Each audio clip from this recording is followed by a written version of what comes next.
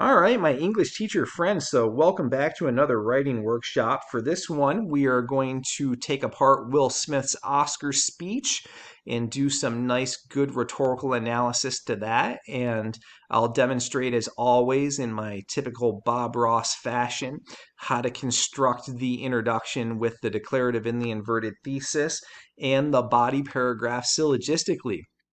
But first, let me give you a little bit of a background and context on this.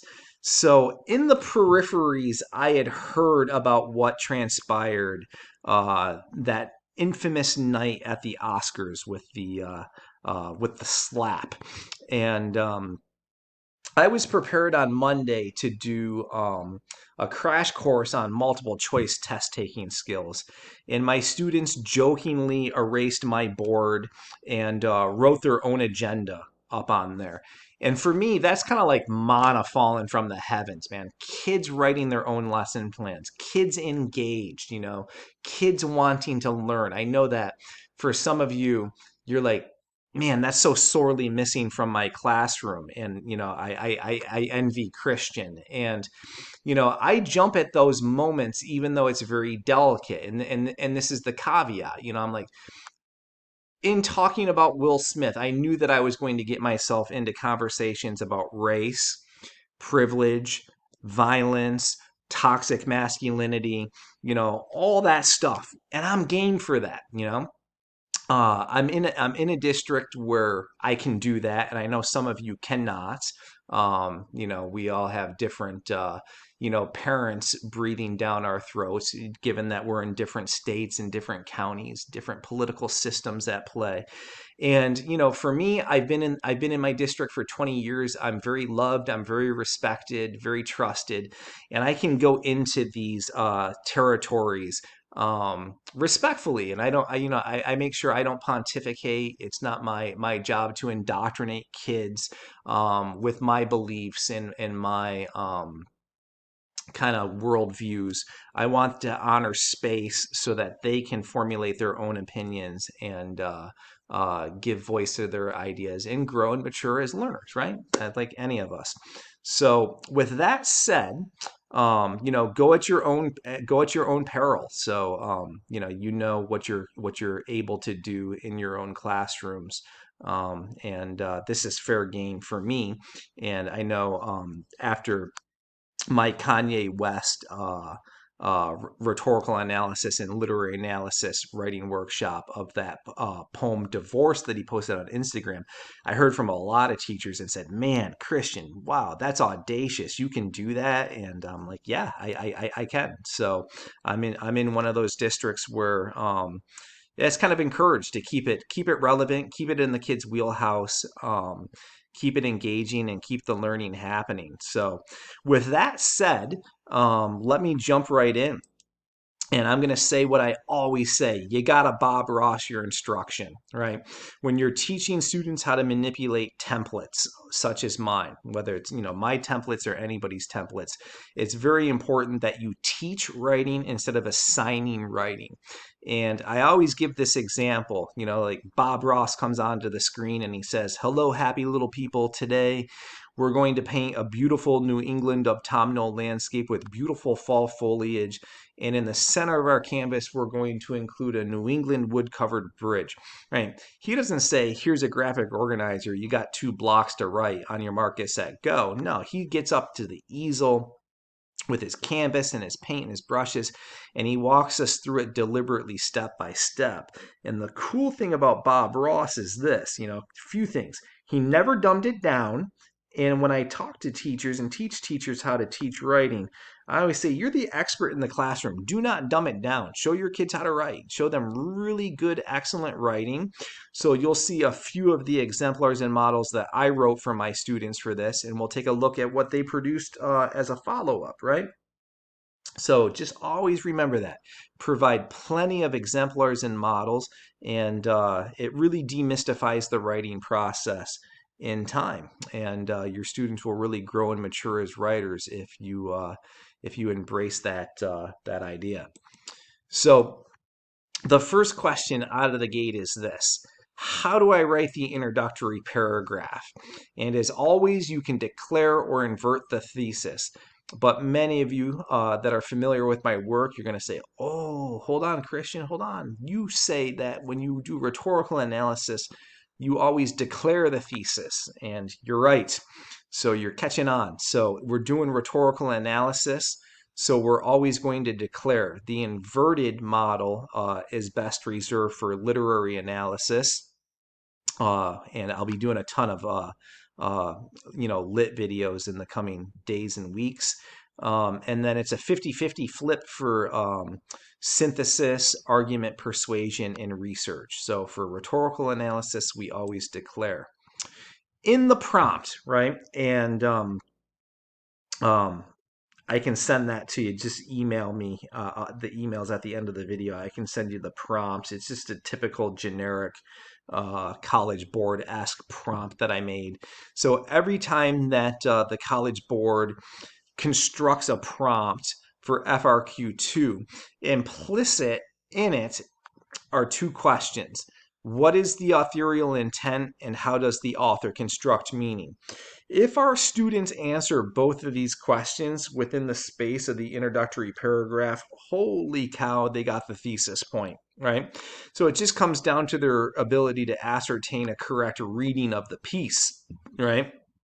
And that's half the battle. Read it correctly, and then manipulate those templates and all the nuanced things that you got to do within the space of the template, and you've reached home safe. So in the declarative thesis, students are going to answer both of these questions. What is the authorial intent, and how does the author construct meaning? So to break it down even further, you begin with the thesis, just out of the gate, boom, answer the question. I want to see my students manipulate some tier 2 level vocabulary to establish an academic tone. So it's important, for our audience that we sound scholarly, academic. I want my students to, read, write, think, speak, think like college sophomore English majors come time of the exam, like sophisticated. So we do some real intense word study academies throughout our academic year. So you'll see that my students, most of them have pretty decent vocabs. And by tier 2, I just mean your average run-of-the-mill SAT level word. You got to flesh it out with context and background as you maneuver through those two questions. And then sentence constructs. I embrace the idea that Strunk and White espouse, that there are 12 different ways to write a single sentence. And my students spend a lot of time on this. And I got a couple of YouTube videos to demonstrate this. In order to achieve good advanced voice rhythm and flow, we got to get kids away from overusing the short, simple declarative sentence. Typically, when students come to me in the fall, like the struggling and emerging writers, can only manipulate 2 to 3 of the 12 sentence constructs. So I'm all about the nuance, all about the voice, the rhythm, and flow. They can manipulate their syntax at this stage of the year. And then the big kicker, my introductory paragraphs are always going to be exactly 4 sentences long, no more, no less. So you got to answer the questions. What is the authorial intent? How does the author construct meaning?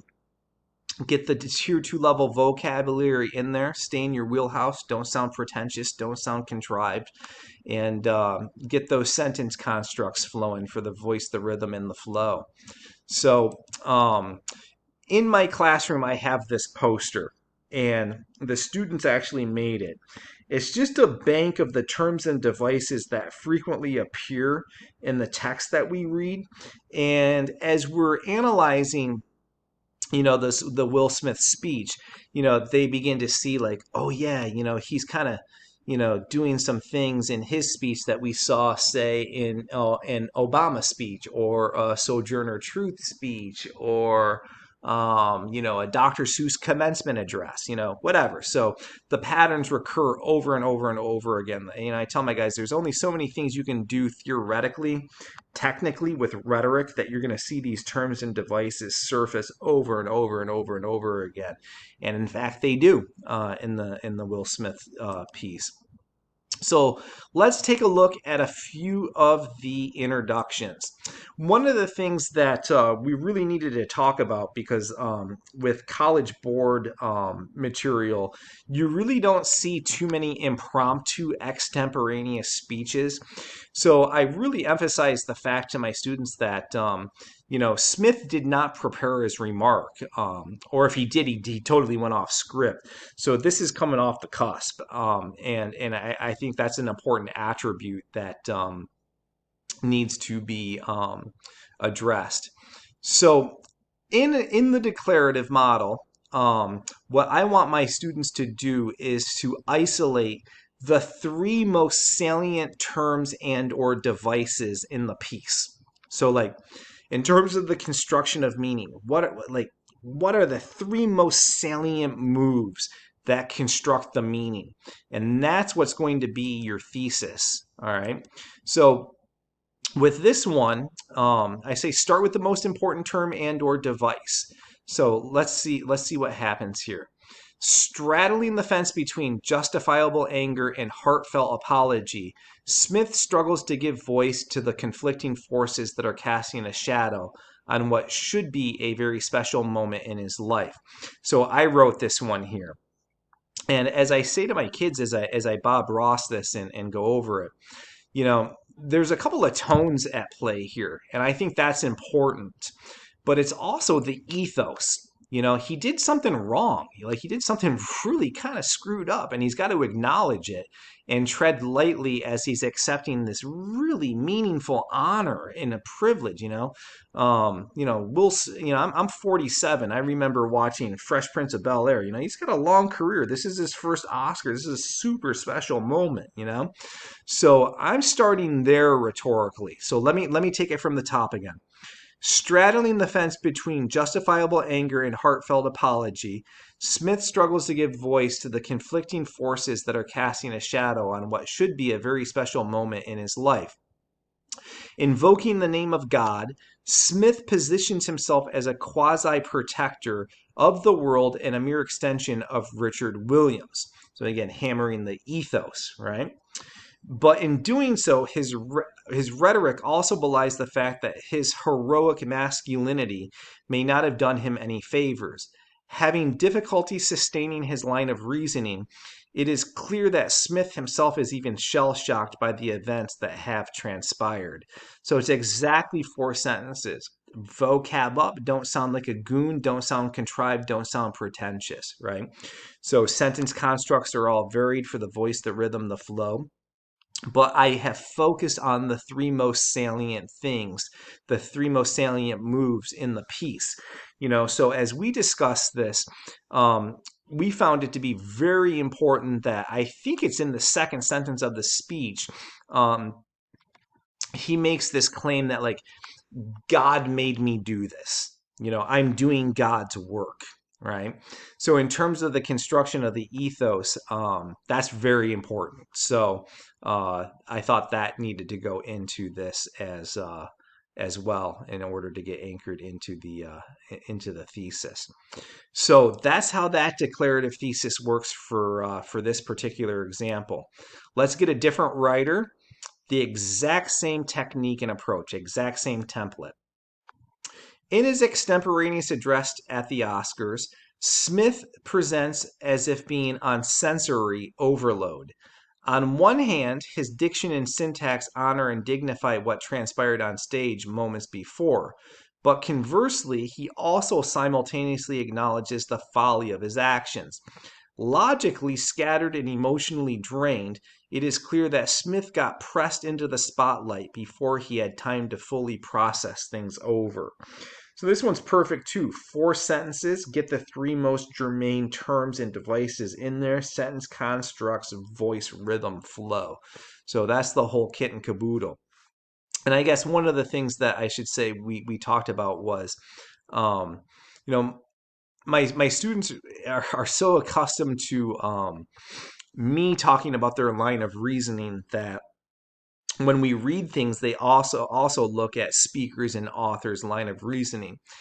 And Smith's line of reasoning is very discursive in this. So we're going to focus on the logos. We thought that was something very, very prominent in both of these examples. Get at that. So two totally different writers, the exact same approach, declarative thesis. I'll show you a couple of more. In his emotional acceptance speech, Will Smith struggles to find the fine line between his justifiable anger and heartfelt apology. So again, start with the most important thing. Alongside, Smith juxtaposes his character Richard Williams with himself to define his actions. He positions himself as this person to justify himself as someone who protects their loved ones, similar to Richard Williams protecting his daughters Serena and Venus. Furthermore, he has difficulty finding his line of reasoning while he aligns his ethos with reference to God to defend his actions earlier that night.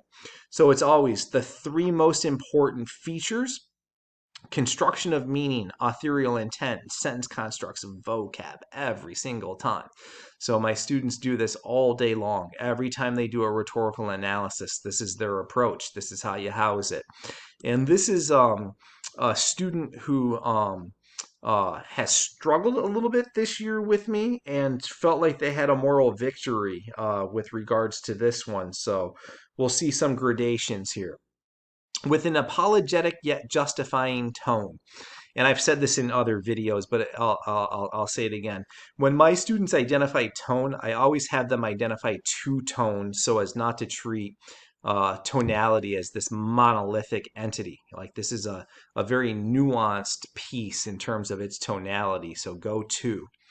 With an apologetic yet justifying tone, Will Smith addresses the audience at the Oscars and accepts his award. Receiving this honor soon after publicly smacking the host, Will Smith speaks extemporaneously to couple an apology with his gratitude and respect for his fellow actors, film crew, family, and the Williams family who he helps portray.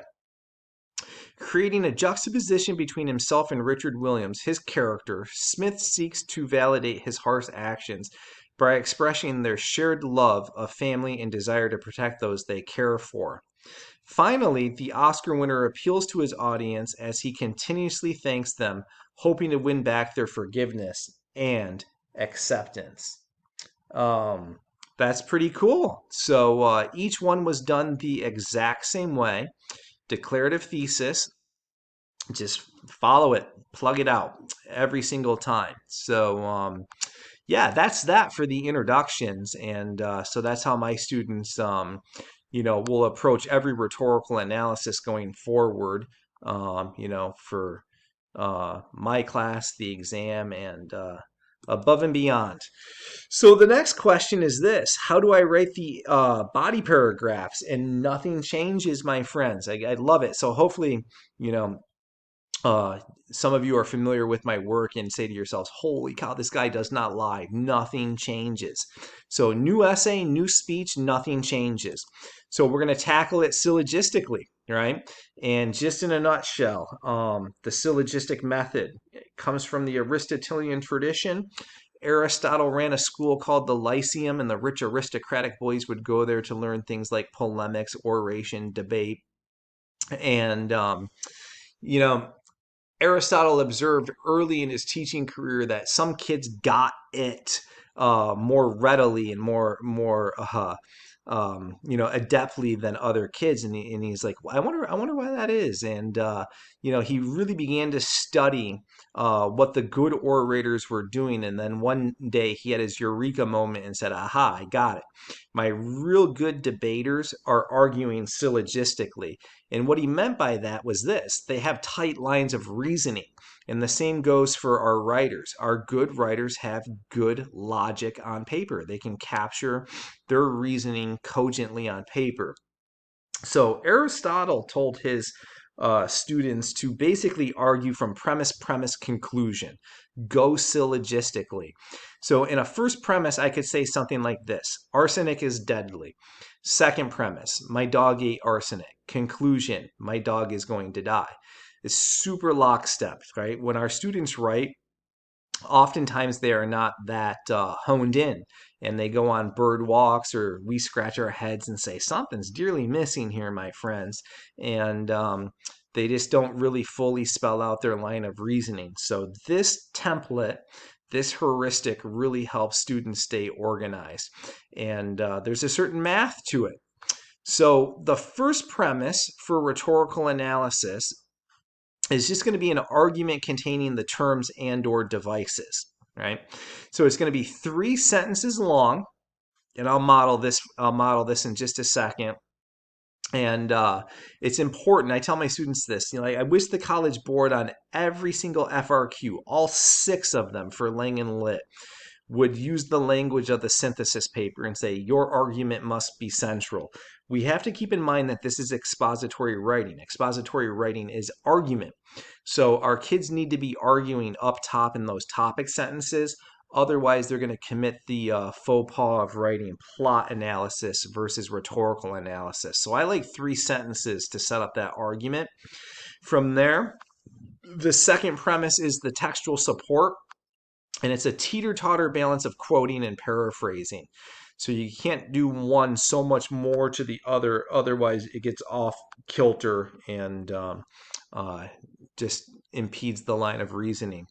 And then the conclusion, all right, I'm going to say this clearly. The conclusion of the syllogistic body paragraph, not the conclusion of the essay, is the textual analysis. And I always tell my students that the first premise is a promise. You got to go shake hands with that guy at the end of your conclusion. So it's like a link. It's a promise. It's an echo. Everything comes full circle, right? So let's break this down. So the first 3 sentences set up the argument, and it has to have a rhetorical focus. So I tell my students to establish the fact that they are clear thinkers. And in terms of tackling a text, my guys will always go sequentially, chronologically. So a student might say, where do I begin? And I say, start where Smith starts. Right, literally start where Smith starts. So my students will transition with things like this right from the onset. And then oh, I forgot. I got to back up a second here. I forgot to say something. So students always ask me, how many sentences should a syllogistic body paragraph be? And I say 10 to 12 sentences, no more than 12. So we all know that when we get papers that have those little itty bitty 4 or 5 sentence body paragraphs, there just ain't enough support and analysis in there to fully develop an argument, to flesh it out. So I think 10's the magic number. That's what I have my students shoot for, and hard cap at 12. Otherwise, they're going to blow V8 and go wayward and break the line of reasoning most likely and get too plot heavy. So they're going to begin right where Smith begins, identify the rhetorical tricks that Smith is manipulating, and just drop it. 3 sentences. So that's what's going to be comprised of the first premise. Right from the onset, Smith justifies his actions while aligning his ethos with the man he portrayed. Speaking declaratively, the Oscar winner furthers his argument by suggesting that he's a vessel of God's will, here to protect those who cannot protect themselves. While addressing the elephant in the room, why did he slap rock, Smith makes it clear that his actions are, in a sense, ordained and governed by a higher power. All right, so you got to set up the rhetorical focus. Right? You got to set up your line of reasoning. So one trick that I do with my students is this. At the end of their first premise, I say, put this in the language of a promise. What are you promising your reader? And I'm expecting to see a lot of discussion about ethos. I really want to see this God idea fleshed out a little bit. And then the justification, this argument is talking about justification. I'm assuming we'll get into some tonalities and positioning in here as well. So if we deviate from that, we're probably going to break the line of reasoning. If we don't fully encapsulate that, then we're not going to sustain the line of reasoning. So all the quotes, all the paraphrasing needs to be germane to that promise in order for the line of reasoning to stay intact. So the second premise starts the fourth sentence, and we just get at it. So I tell my students, start quoting, start grabbing. So prove your point. Immediately, as if acknowledging that there's strength in numbers, Smith proclaims that Richard Williams was a fierce defender of his family. So we quote, we got to analyze. So it's, you quote, paraphrase, analyze. 1, 2, 3 punch. So no quote dumping. You always got to analyze. In beginning his speech in this manner, Smith is asserting that he's not alone in his actions. Williams would have done the exact same thing. But in his second sentence, Smith goes one step further and suggests that in this moment he feels overwhelmed by what God is calling on him to do and be in this world. So you'll notice something else here.